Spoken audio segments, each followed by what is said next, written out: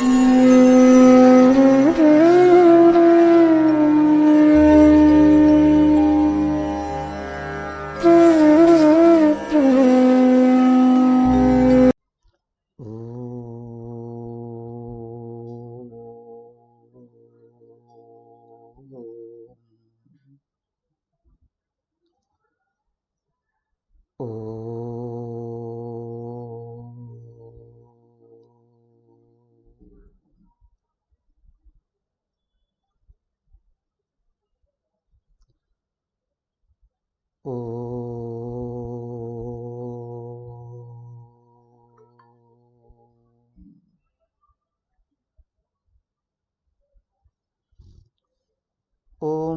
సహనావవతు సహనౌ భునక్తు సహ వీర్యం కరవావహై తేజస్వినావధీతమస్తు మా విద్విషావహై. ఓం శాంతి శాంతి శాంతి. ఓం గురుర్బ్రహ్మా గురుర్విష్ణుః గురుర్దేవో మహేశ్వరః గురురేవ పరం బ్రహ్మ తస్మై శ్రీ గురవే నమః. ఓం పార్థాయ ప్రతిబోధితాం భగవతా నారాయణేన స్వయం వ్యాసేన గ్రథితాం పురాణమునినా మధ్యే మహాభారతం అద్వైతామృతవర్షిణీం భగవతీం అష్టాదశాధ్యాయినీం అంబ త్వామనుసందధామి భగవద్గీతే భవద్వేషిణీ. హరి ఓం. శ్రీమద్భగవద్గీత 6వ అధ్యాయం ధ్యానయోగం 15వ శ్లోకం. ఎవరు చదువుతారు? నిన్న చదవని వాళ్ళు ఎవరైనా చదవండి.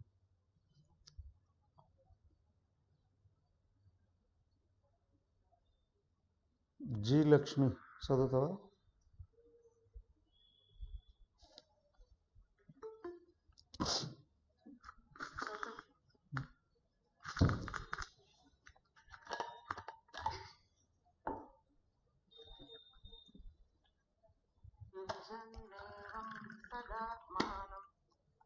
యోగీ నియతమానసః శాంతిం నిర్వాణ పరమా సంస్థామధిగచ్చతి. ఓకే, 14 వరకు చెప్పేసుకున్నాం. నిన్న 15వ శ్లోకం చెప్పుకున్నాం. యోగి నిరంతరం ప్రాక్టీస్ చేసే వ్యక్తి, మనసును నిగ్రహించడానికి నిరంతరం కృషి చేస్తూ ఉన్నటువంటి ఆయన. నియతమానస, మనసును నిగ్రహించుకున్నటువంటి వాడు, మనసును నిగ్రహించుకోవాలి అని ప్రాక్టీస్ చేసేటువంటి వాడు. సదా ఎల్లప్పుడూ ఆత్మానం ఏవం యుంజన్, తను ఈ విధంగా నిరంతరం కృషి చేస్తూ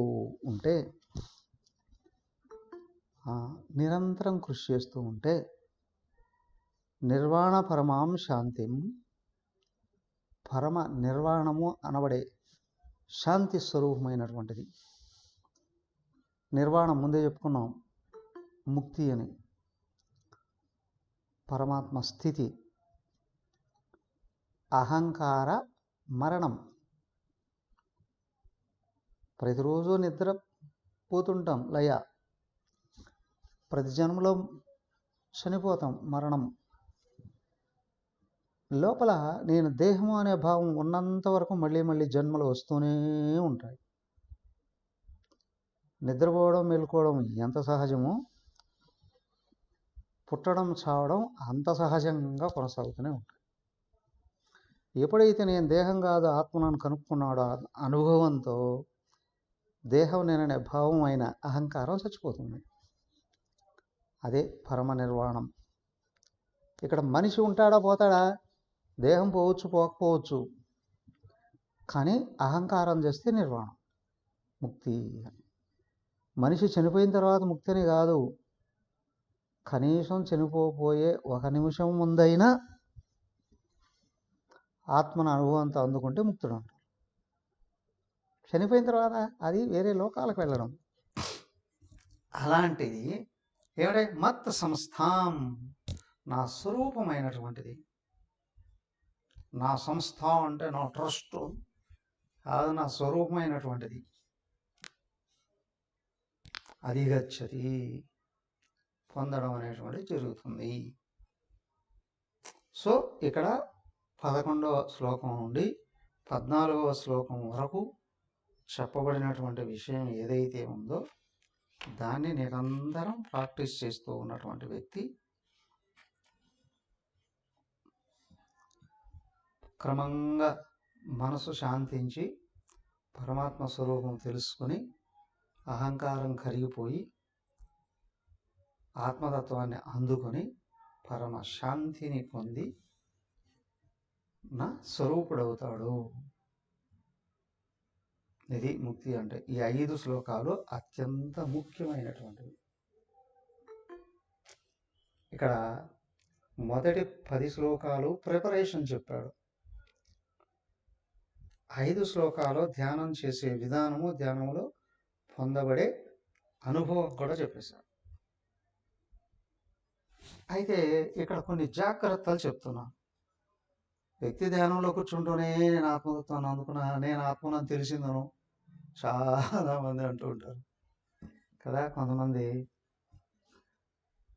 నాకు ధ్యానంలో లైట్ కనిపించిందండి, ఆయన ఎవరో ఉన్నారు, సాయంత్రం అట్లాగా రోడ్లోకి వెళ్ళి కళ్ళు తెరిస్తే 100 కొలది లైట్లు కనిపిస్తాయి.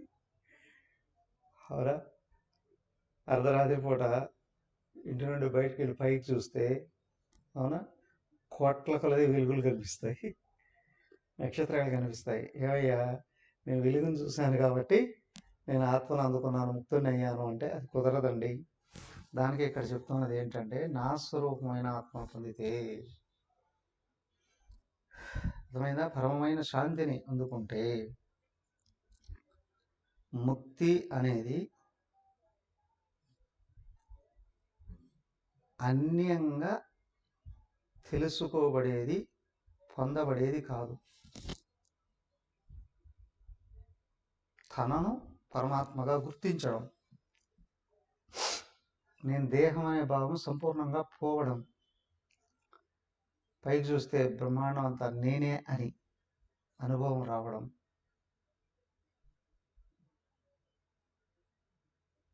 సమాధి స్థితి. సమాధిలోకి వెళ్ళడం కాదు, సమాధి కట్టించుకోవడం కాదు.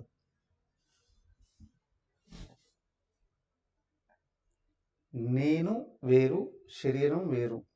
నేను వేరు, ఇంద్రియ మనోబుద్ధులు వేరు. నేను వేరు, ప్రాణాలు వేరు. నేను వేరు, నాకు తెలిసింది కూడా వేరు.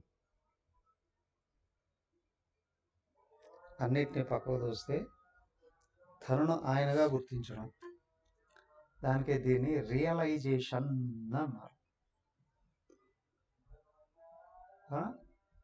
నిద్రలో కలగనేవాడు క్షణంగా మేల్కొంటే ఆ కళా ప్రపంచంలో ఉన్న సరళ జీవరాశులతో పాటు ఆ కళలో అక్కడ అనుభవాలు పొందుతున్న నేననేవాడు కూడా మాయమైపోతాడు.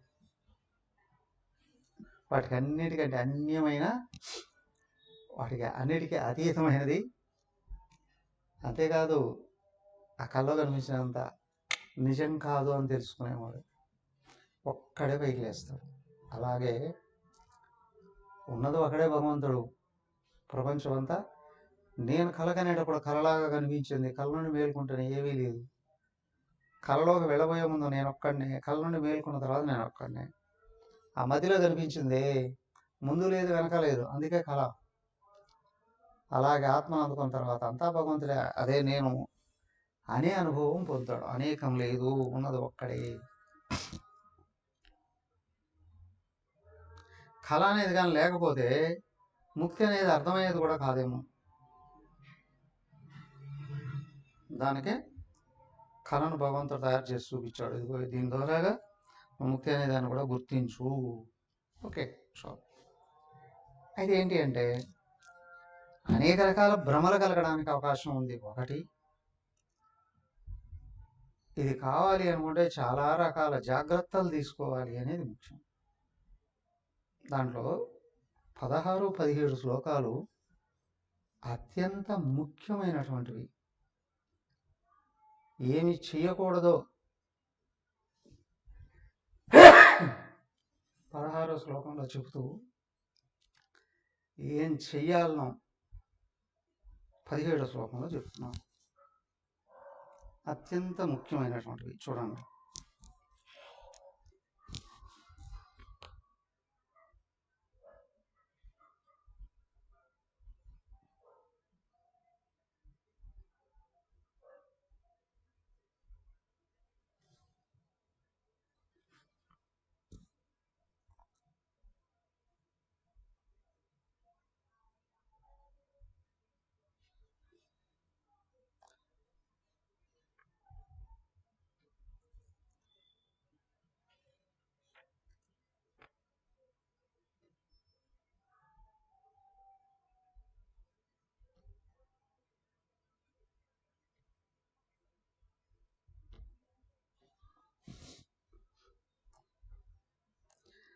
నాత్యశ్నతస్తు యోగోస్తి నచైకాంతమనశ్నతః నచాతి స్వప్నశీలస్య జాగ్రతో నైవ చార్జున.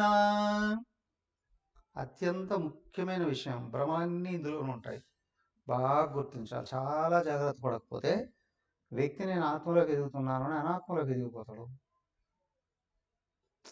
హిరణ్యకశ్యపుడు కూడా వాళ్ళ తమ్ముడు హిరణ్యాక్షుడు చనిపోయినప్పుడు మరదలకి వేదాంతం అంతా బోధించాడు. కానీ మళ్ళీ వాడు దేహం శాశ్వతంగా ఉండాలి అని కోరుకున్నాడు.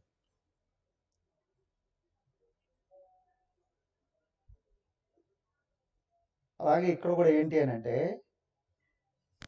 నేను కోరుకునేది నేను తెలుసుకునేది రెండు ఒకటే కాదా? ఎప్పటికప్పుడు పరీక్షించుకోగలగాలి. ఆత్మ అనుభవం అయినప్పుడు మనసు ఆగిపోతుంది, ప్రశాంతత కలుగుతుంది, ఏకత్వం గోచరించాలి.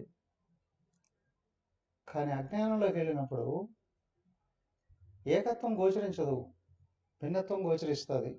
అందులో తను అందరికంటే వేరుగా చాలా గొప్పవాడుగా భావించుకోవడం జరుగుతుంది.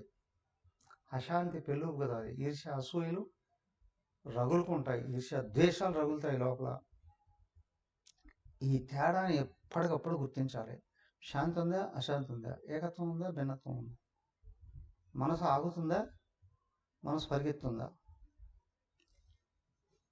దానికి ఇక్కడ చెప్తున్నారు, అదిగో ఈ జాగ్రత్తలు తీసుకోకపోతే నువ్వు ధ్యానంలో ఎదగలేవు.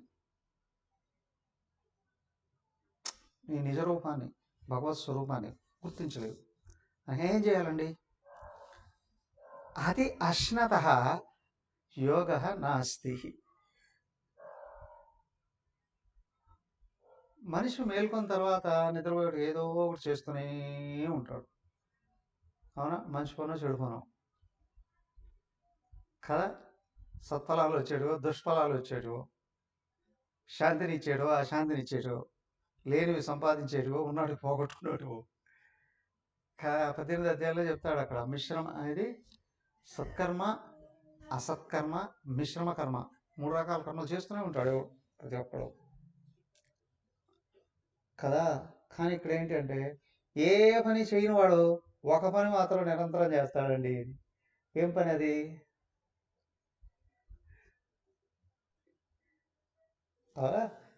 అమ్మగారు చెప్పేవారు, ఇంద్రియాల్లో కళ్ళు 2 ఉంటాయి, ఒకటే చూస్తాయి. చెవులు 2 ఉంటాయి, ఒకటే వింటాయి. ముక్కులు 2 ఉంటాయి, 2 రంధ్రాలు ఉంటాయి, ఒకే పని చేస్తాయి. ఒకటి వదలడం, ఒకటి పేల్చడం చేయదు, ఒకటే చేస్తాయి. కానీ నోరు మాత్రం ఒకటే, కానీ ఇది 2 పనులు చేస్తుంది. ఎవ్వరు లేకపోతే లోపల వేస్తూనే ఉంటుంది, ఎవరైనా ఉంటే మెదడు తింటూ ఉంటుంది. దానికి దీన్ని డబల్ పిస్టన్ పంప్ అండి అంటారు. నీళ్లు కింద నుండి పైకి తోడుతుంది, పై నుండి కిందికి లాగుతుంది. 2 రకాలుగానే చేస్తూ ఉంటుందండి. దానికే దీన్ని అయ్యా మొట్టమొదట దీన్ని కంట్రోల్ చేసుకోవాలి. నోరు కంట్రోల్ కాకపోతే అన్ని సమస్యలు వచ్చి కూర్చుంటాయి. అవునా? దొరికిందంతా తినేవాడికి కామక్రోధాలు విపరీతంగా ఉంటాయి. ఫస్ట్ నీకు నిగ్రహం అనేది ఆలోచనలో కానీ వ్యవహారాల్లో కానీ మాటలలో కానీ నిగ్రహం రావాలి అని అంటే తినే విషయాల్లో నియమాలు ఉండాలి. ఇది తినాలి, ఇది తినకూడదు, ఈ సమయంలో తినాలి, ఈ సమయంలో తినకూడదు, ఖచ్చితంగా ఉండాలి. అది అశ్నతః యోగః నాస్తి. ఎక్కువగా తినేటువంటి వాడికి యోగం ఎప్పుడు కుదరదు. వెంటనే చెప్పాడు. అలా అని చెప్పి అనశ్నతః ఏకాంతం అనశ్నతః నా యోగ అయ్యా ఏమీ తినకుండా ఎండగట్టేవాడికి కూడా యోగం కుదరదు.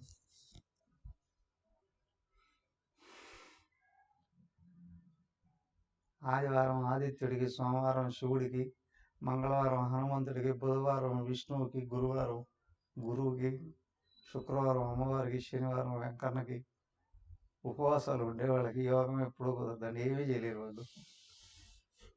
అలా అని చెప్పి నిరంతరం తింటూ ఉండేటువంటి వాళ్ళకి కూడా యోగం కుదరదండి. యోగం కుదరదండి. ఈ తినే దాంట్లో అవసరమైన మితం భుక్త్వా హితం భుక్త్వా అన్నారు. అవసరమైనంత తిను, ఉత్తమమైనది తిను అని. ఉత్తమమైందంటే ఏమండి, మేము పేదవాళ్ళకి ఉత్తమమైనది ఏం తింటాం?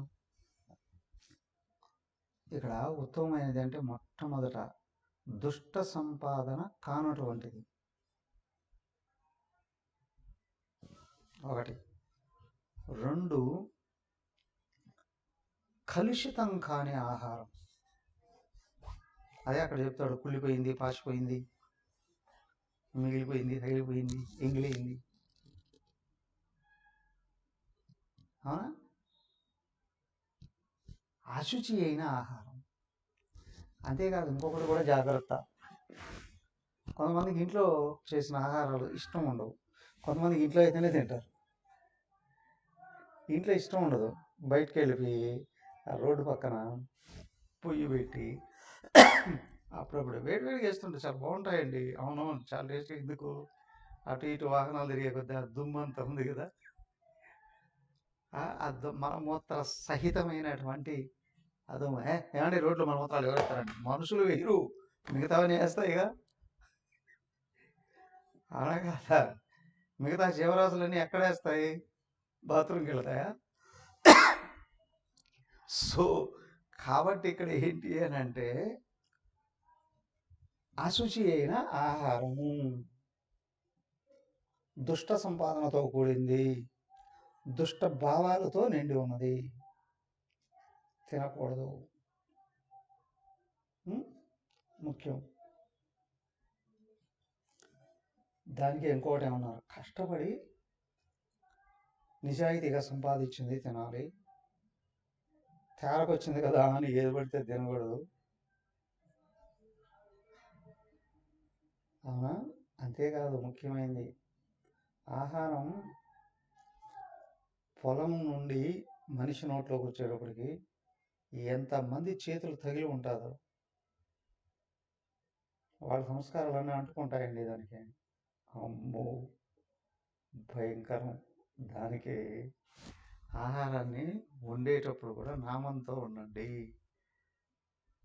చక్కగా స్నానం చేసి ఉతికిన బట్టలు కట్టుకొని అవునా నామం చెప్పుకుంటాం. ఆల్రెడీ అప్పటికే పూజ చేసి ఉండి నామం చెప్పుకుంటూ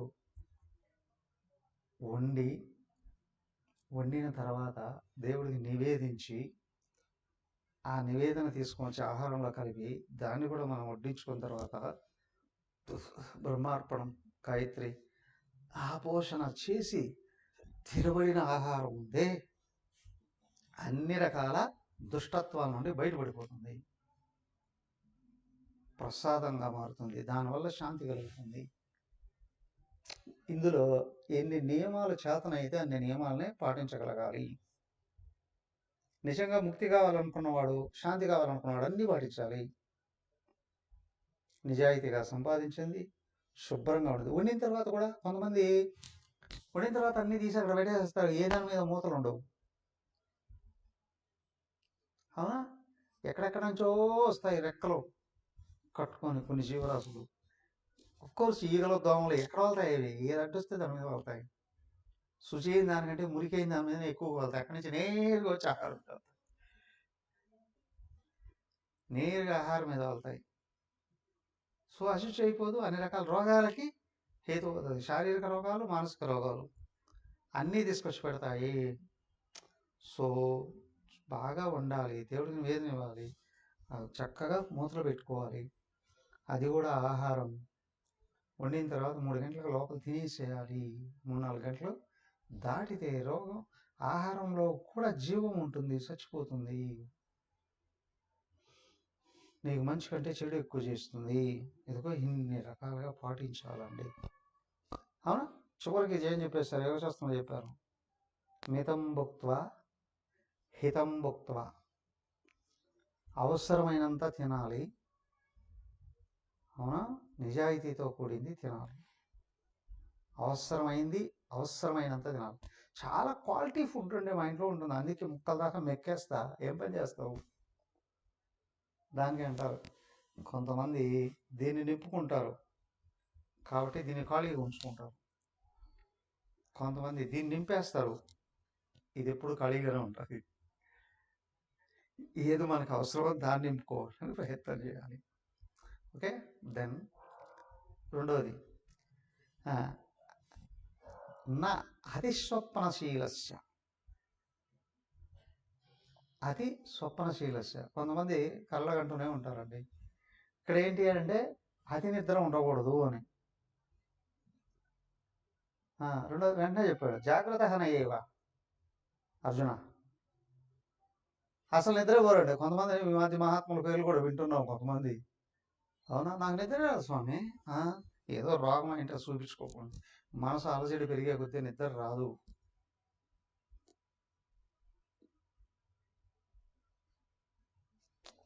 దేహానికి పనిచేసేదాన్ని బట్టి కనీసం మినిమం 4-5 గంటలైనా నిద్ర కావాలి. విద్యార్థులకి 6-7 గంటలు నిద్ర కావాలి. శరీరం అలసిపోయేటట్టు పనిచేసేవాడికి 7-8 గంటలు నిద్ర కావాలి. కనీసం 4 గంటలైనా నువ్వు నిద్రపోకపోతే దేహం ఎట్లా కూలవుతుంది? దానికి 4-5 గంటలు సాధపడకుండా నిద్రపోతాడు. అస్సలు నిద్ర పడదంటే ఖచ్చితంగా రోగమే అది. మరి యోగులు అండి, వాళ్ళు నిర్వికల్ప సమాధిలో ఉంటారు, తినకుండా 6 నెలలు ఉంటారు. నువ్వు ఉంటావా? 3 పూటలు తింటామండి. సో మనసు శరీరం పనిచేయకుండా ఉన్నవాడికి మనసు అలసటకు గురవుతుంది, నిద్ర రాదు. శరీరం అలసిపోతే నిద్ర వచ్చేస్తుంది వెంటనే, మనసు అలసిపోతే నిద్ర రాదు, అలజడికి లోనవుతుంది. కాబట్టి జాగ్రత్తగా ఉండగలగాలి. దానికి అతి నిద్ర, అసలు నిద్ర లేకపోవడం, అతి ఆహారం, అసలు ఆహారం తీసుకోకపోవడం 2 ప్రమాదకరాలేనండి. ఇందులో ఇంకొక విషయం కూడా చెప్పారు. అతిగా తినడము అని అంటే కేవలం నోటితో తినడమే కాదు. అవునా? ఈ మధ్య సెల్ ఫోన్లు వచ్చిన తర్వాత అందులో జియో వాడు పుణ్యమా అని స్టార్ట్ అయింది. 24 hours నెట్, ఇంటర్నెట్లో. దాంట్లో ఏం చేస్తున్నారు, 24 గంటలు ఫోన్ తింటూ ఉంటాడండి. చిన్నపిల్లలు ఎప్పుడూ పిచ్చోళ్ళు అయిపోయిన వాళ్ళు చాలామంది కనిపిస్తున్నారు. అవును, అప్పుడు టీవీని అనేవారు, ఏ ఛానల్ చూడాలని తెలియ ఊరికే తిప్పుతూ ఉంటాడండి. అలాగే ఇప్పుడు ఫోన్ పట్టుకున్న రీల్స్ తిప్పుతూనే ఉంటాడు. అర్థమైందా? ఇది కూడా అతిగా తినడమే. కళ్ళతో తింటున్నావు, చెవులతో తింటున్నావు, నోటితో తింటున్నావు. నోటితో ఆహారాలు తింటావు, కళ్ళతో రూపాలు తింటావు, చెవులతో శబ్దాలు తింటావు. ఇవి కూడా కంట్రోల్ కావాలండి. అది అస్సలు నేనేం చూడండి, ఏం వినండి, ఎందుకు బతకడం? సో మహాత్ములతో పోల్చుకోకూడదు. వాళ్ళు ప్రపంచ పరిధిని ఎప్పుడో దాటేశారు, ముక్కులు అయిపోయారు. వాళ్ళతో మనం పోల్చుకోకూడదు. ఇప్పుడు మనం ఏది అవసరమో అది తెలుసుకోవాలి, ఏది అవసరమో అది చెయ్యాలి, ఏది అవసరమో అది తినాలి, ఏది అవసరమో అది చూడాలి. అవసరమా అనవసరమా, ఇష్టమా అయిష్టమా, ఇష్టమా అవసరమా, ఇది గుర్తించి నడుచుకోగలగాలి. సో అదొకటి. రెండోది, నిరంతరం చూస్తూనే ఉండడం, నిరంతరం వింటూనే ఉండడం కూడా లోపల మనసును అలజడికి లోన్ చేస్తుందండి, శాంతి రాదు. ఇంకొకటి, అతిస్వప్నశీలస్య జాగ్రత్త నైవ అర్జున అంటే, కొంతమంది నిరంతరం కలలుగంటూ ఉంటారు. ఆయన చెప్పాడండి, అబ్దుల్ కలాం గారు, కలలుగనమని. ఇక్కడ నిద్రపోతూ కలలుగనము కాదు చెప్పింది, చక్కగా ప్లాన్ చేసుకొని దాన్ని ఫుల్ఫిల్ చేసుకో అని. ప్రణాళిక, సంకల్పము, ఆశయము, అనుసరణ. కానీ ఇక్కడ ఇంకోటి గుర్తుంచుకోవాల్సింది ఏంటంటే, మేల్కొనే కలలుగంటూ ఉంటారు కొంతమంది.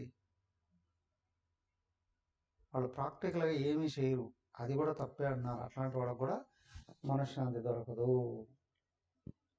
ప్లాన్ చేసుకోవాలి, జాగ్రత్తగా అనుసరించాలి, ఎంత కష్టమైనా తెలుసుకొని, పెద్దల సలహాలు తీసుకొని, మహాత్ముల ఆశీర్వాదాలతో సరైన వ్యక్తుల్ని ఇన్స్పిరేషన్గా తీసుకొని వెళుతూ ఉండాలి. కానీ ఏదో ఊహించుకుంటే వచ్చేస్తుంది నాకు అనుకుంటే ఏది రాదు. నువ్వేం చేస్తే అదే వస్తుంది. కొంతమందికి పుట్టుకతోనే వచ్చేస్తాయండి, పూర్వజంలో తయారు చేసి పెట్టాడు. ఓ ఇద్దరు వ్యక్తులు ఫ్రెండ్స్ ఇల్లు కట్టుకుందాం అనుకున్నారు. ఒకడేమో 6 నెలల్లో కట్టేశాడు, ఇంకొకడు 6 ఏళ్ళైనా పూర్తి కాల. అదేంటండి, ఇద్దరు ఫ్రెండ్సే, ఇద్దరు ఒకే జాబ్ చేస్తున్నారు, ఎట్లాగా అంటే, ఒకడు ముందే డిపాజిట్లు చేసి పెట్టుకున్నాడు గోల్డ్ అంతా. మొదలు పెడితేనే డిపాజిట్ సోపర్ చేశాడు, అవునా, తీసుకొని ఇల్లు కట్టేశాడు. ఇంకొకటి ఏమీ లేదు, అప్పులు చేయడు. ఎంతమంది ఇస్తారు, ఎవడు ఇస్తాడు అప్పులు? చేతిలో ఏమీ లేదండి, ఇల్లు కట్టాలనుకున్నాడండి. ఇద్దరికి స్థలాలు ఉన్నాయి, అఫ్ కోర్స్. సో కాబట్టి ఇక్కడ ఏంటంటే, కొంతమంది పూర్వజంలో అన్ని తయారు చేసి పెట్టేస్తారు, ఇక్కడి నుంచి వచ్చేస్తుంది. కొంతమంది పూర్వజంలో ఏం చేయకంటే ఇప్పుడే చేసుకోవాల్సిందే. కాబట్టి అర్థం చేసుకోవాల్సింది ఏంటి అంటే, నువ్వేం చేస్తే అదే నీకు వస్తుంది. అయ్యా, నువ్వు చేసింది ఏదైనా అది నీకు వస్తుంది, మంచి అయినా చెడైనా. ఇక్కడ భయపడకు, ఎన్ని జన్మలకైనా నీది నీకే వస్తుంది. నీది నీకు రాకుండా ఎవడు అడ్డుపడలేడు. సో నువ్వేం చేస్తే అదే వస్తుంది, కాబట్టి చేసుకోవడానికి ప్రయత్నం చేయి. సో కాబట్టి ఇక్కడ ఏంటి అంటే, కళ్ళగంటూ జీవితాన్ని, సమయాన్ని వేస్ట్ చేసుకోకు.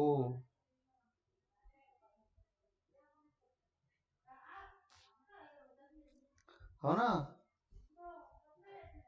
అలా అని ఇంకోటి ఏంటంటే, జీవితంలో ప్లాన్ చేసుకొని కానీ ముందుకు వెళ్ళకపోతే వ్యక్తి ఎక్కడున్నాడు అక్కడే ఉంటాడు. విచారణాదేవ కైవల్య అంటాడు యోగ వాసిష్టంలో.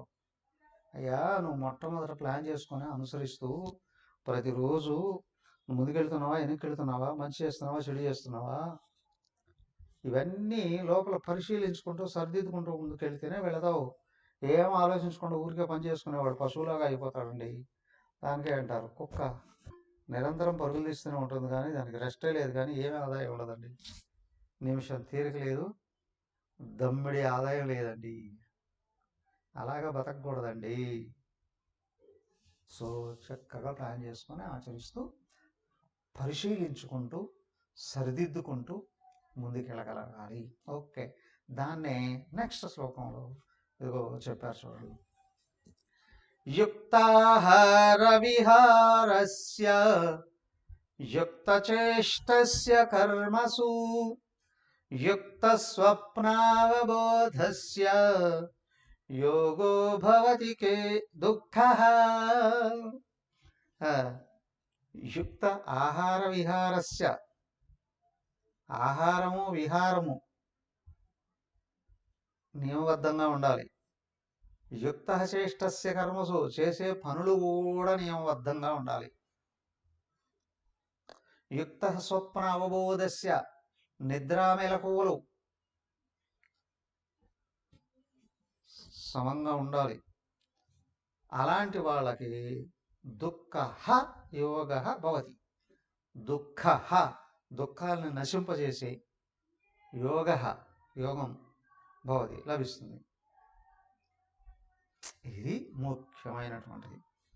సో ఆహారం విహారం, ఆహారం ఏం తినాలో తినాలి. డాక్టర్ దగ్గర డైటీషియన్ దగ్గరికి వెళితే చెప్తాడు, అయ్యా నీ దేహానికి ఆహారాలు పనికిరావు, ఈ ఆహారాలు తింటే నీ రోగాలు పెరుగుతాయి, అదిగో ఈ ఆహారం తింటే రోగాలు పోతాయి అంట.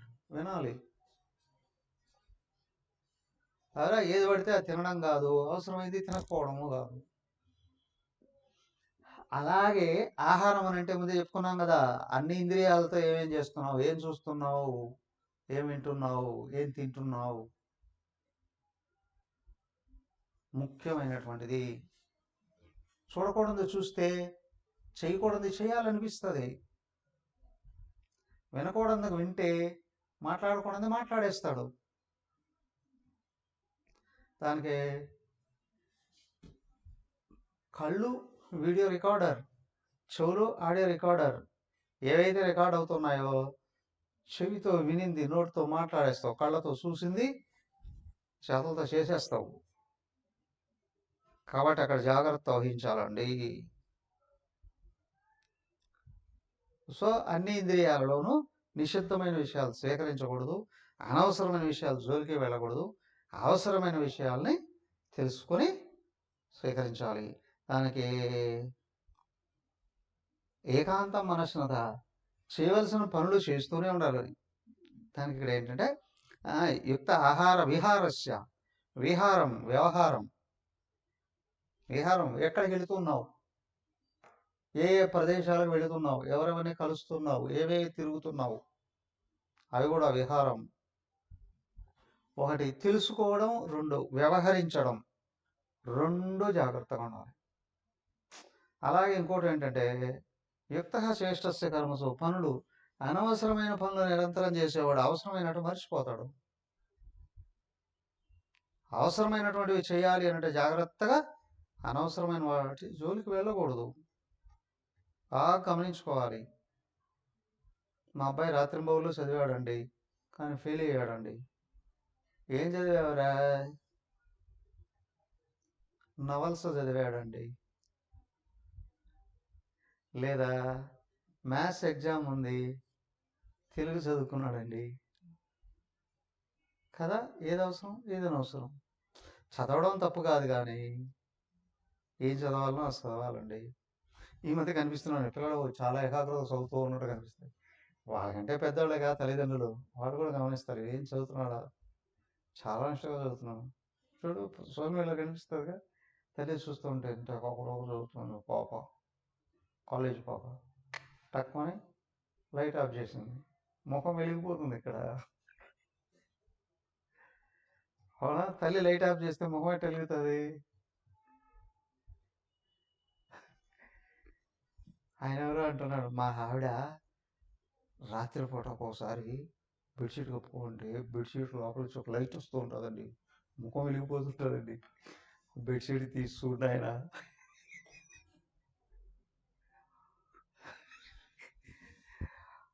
అమ్మగారు ఎవరితో చాటింగ్ చేస్తున్నారు,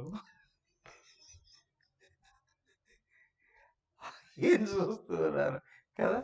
ఫోన్, పుస్తకంలో ఫోన్ పెట్టుకున్నాం, బెడ్షీట్ కింద ఫోన్ పెట్టుకున్నాం, ముఖం వెలుగుతుంటుంది. ఈ వెలుగు ఓ దేవుడికి సంబంధించినటువంటి వెలుగు అని అనుకుంటే ఏమైపోతావు. సో కాబట్టి ఇక్కడ ఏంటి అంటే ఏం తెలుసుకుంటున్నాం, ఏం చేస్తూ ఉన్నాం, అత్యంత ముఖ్యమైనటువంటిదండి. సో కాబట్టి ఇక్కడ ఏంటి అని అంటే అవసరమైన వాటికి తెలుసుకోవాలి, అనవసరమైన వాటిని దూరంగా పెట్టాలి, అవసరమైన పనులు చేయాలి, మంచివే అయినప్పుడు కూడా నీకు అవసరం లేనట్టు పక్కన పెట్టాలి. దెన్ యుక్త స్వప్న అవబోధిస్త, నిద్ర మెలకువలు కూడా జాగ్రత్తగా ఉండాలి. అవసరమైనంత నిద్రపోవాలి.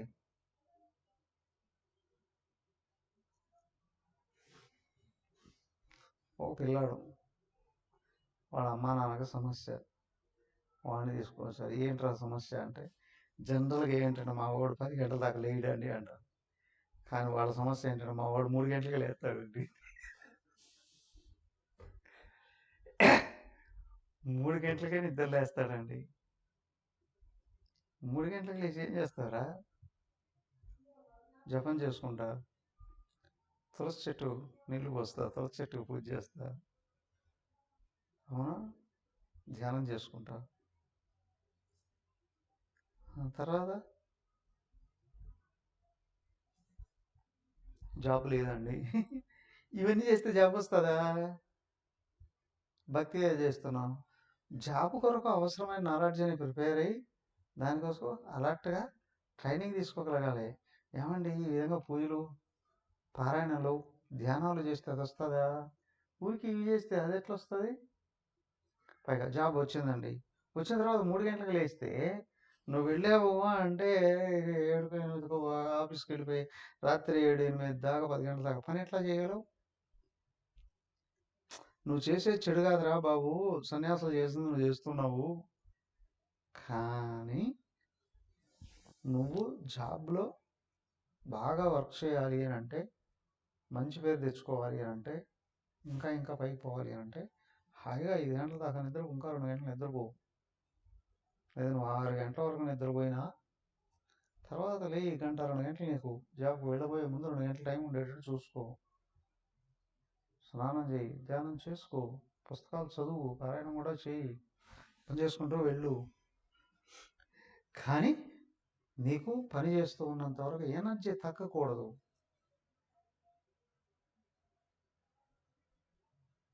ఎనర్జీ తగ్గకూడదు. కొంచెం చదువుకునే పిల్లలైనా కాలేజీకి వెళ్ళాల్సిన 10 నిమిషాలు ముందులేస్తారు, 5 నిమిషాలు స్నానం చేసి పరిగెత్తుకుంటూ వెళ్ళిపోతారు. రోజంతా ఏముంటుంది ఆల్రెడీ, ఆ పరుగులు ఎట్లా ఉంటాయో కాసంతా రోజంతా అట్లాగే ఉంటుంది. దానికి కొంచెం అర్లీగా పడుకోవాలి. 10 గంటల తర్వాత మేలుకోకూడదు, పడుకోవాలి. అప్పుడు నువ్వు 5 గంటలకు లేచిన నీ పనులన్నీ చక్కగా చక్కబెట్టుకోవచ్చు, అన్నీ చేసుకోవచ్చు. అంటే యుక్త స్వప్న అవబోధస్య. ఎప్పుడు మేలుకోవాలి, ఎంతసేపు మేలుకోవాలి, ఎప్పుడు పడుకోవాలి, ఎంతసేపు పడుకోవాలి. దీంట్లో అత్యంత ముఖ్యమైనది, కొంతమంది పడుకుంటారు కానీ 3-4 గంటల దాకా నిద్ర రాదు, అలజడితో ఉంటుంది, ఏదో ఒకటి కెలుకుతూనే ఉంటుంది. దాన్ని ఇక్కడ ముఖ్యంగా చెప్పింది, మనసును చెదరగొట్టేటివి, అనవసరమైనవి ఎక్కువగా కళ్ళతో చెవులతో స్వీకరించకు. అలాగే కళ్ళగంటూ పడుకోకు. కళలు రావడం ఎవడో ఆపలేడు కానీ నువ్వు కళ్ళగంటూ ఉన్నావురా అంటే ఏమీ సాధించలేవు. రాత్రి పగలు కళ్ళగంటూ ఉన్నారంటే జీవితంలో ఏమీ సాధించలేవు.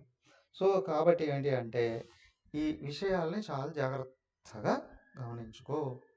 ఒక నోటితోనే కాదు, అన్ని ఇంద్రియాలతోనూ అవసరమైనది, ముఖ్యమైనది, మంచిదైనది స్వీకరించు.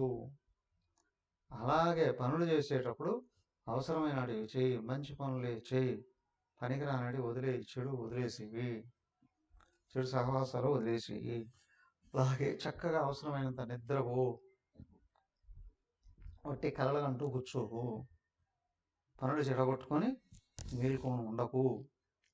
ఇలాగా టైం టేబుల్ వేసుకొని ఇన్ని గంటలకు లేయాలి, లేచిన తర్వాత గంట వరకు మేల్కొన్నంత వరకు ఏం చేయాలనో టైం టేబుల్ వేసుకొని అదే ప్రకారం నడిచేటువంటి వాడికి యోగం లభిస్తుంది, మన స్వాధీనం అవుతుంది.